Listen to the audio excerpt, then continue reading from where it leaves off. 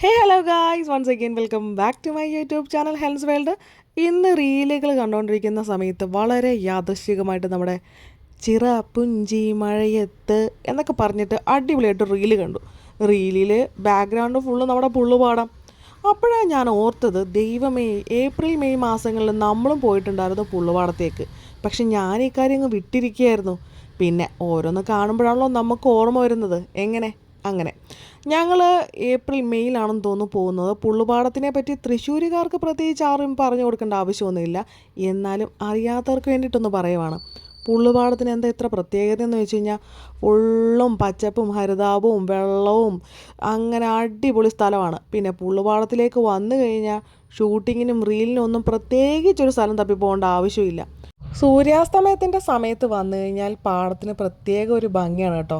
Golden സ്കൈയും താഴത്ത് നിറയെ പച്ചപ്പും ഹരിതാപവും, പിന്നെ ആ സൈഡിൽ കൂടി ഒഴുകുന്ന തോടും ഒരു ചെറിയ കാറ്റും ഒക്കെ അടിച്ചിട്ട് നല്ലൊരു പൊളി വൈബാണ്. പിന്നെ ഈ പാടത്തിനോട് ചേർന്നിട്ട് ഒരു ആറ് പോലെ ഒരു സംഭവം ഉണ്ട് കേട്ടോ.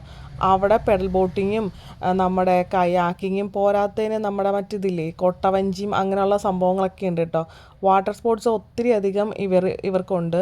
എല്ലാത്തിനും 200 ആ ഒരു റേഞ്ചിലാണ് റേറ്റ് വന്നിരിക്കുന്നത്. ഇപ്പം നമ്മുടെ മക്കളൊക്കെ കൂടുതലും ഫോണിലും ടി വിയിലും ഗെയിമിലൊക്കെ അഡിക്റ്റാണല്ലോ. അങ്ങനെ നമ്മുടെ മക്കൾ കൂടുതൽ അഡിക്ഷൻ ആകാതിരിക്കാൻ ഇങ്ങനെയുള്ള സ്ഥലങ്ങളിലൊക്കെ ഇടയ്ക്ക് കൊണ്ടുപോകുന്നത് നന്നായിരിക്കും കേട്ടോ. എൻ്റെയൊക്കെ കാലത്തെന്ന് പറയുമ്പോൾ ഞങ്ങൾ കുട്ടനാട്ടുകാരും കൂടിയാണല്ലോ. പ്രത്യേകിച്ച് പിന്നെ പറഞ്ഞറിയിക്കേണ്ട ആവശ്യമില്ല. ഞങ്ങൾ പാടത്തും പറമ്പിലും ചാലിലൊക്കെ ഇറങ്ങി മീൻ പിടിച്ചിട്ടും ആ കാലമൊക്കെ നന്നായിട്ട് ഞാൻ മിസ് ചെയ്യുന്നുണ്ട് കേട്ടോ. ഇന്നത്തെ പിള്ളേർക്കൊക്കെ പറഞ്ഞു കഴിഞ്ഞാൽ അതൊക്കെ എവിടെ മനസ്സിലാവാനല്ലേ. ഞാൻ എൻ്റെ കുഞ്ഞുമായിട്ട് ഇടയ്ക്കിടയ്ക്ക് ഇങ്ങനെ ഒരു ഔട്ടിങ്ങിനൊക്കെ പോകാറുണ്ട് കേട്ടോ. അവനത് മാക്സിമം എൻജോയ് ചെയ്യാറുമുണ്ട്.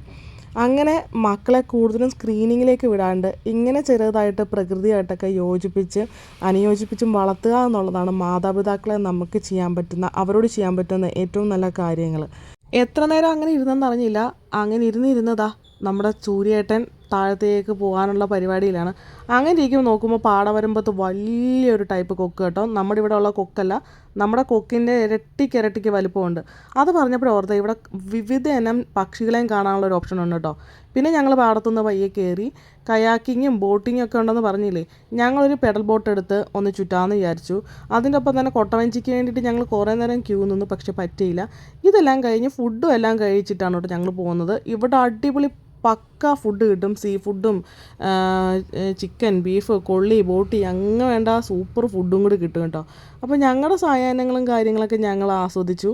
നിങ്ങൾക്ക് പറ്റുമെങ്കിൽ പുള്ളുപാടം ഒന്ന് വിസിറ്റ് ചെയ്യണം. മസ്റ്റ് വിസിറ്റ് പ്ലേസ് ആണെന്ന് തന്നെ ഞാൻ പറയും. മറ്റൊരു വീഡിയോയിൽ വീണ്ടും കാണാം. അതുവരേക്കും it's me hand signing off. By.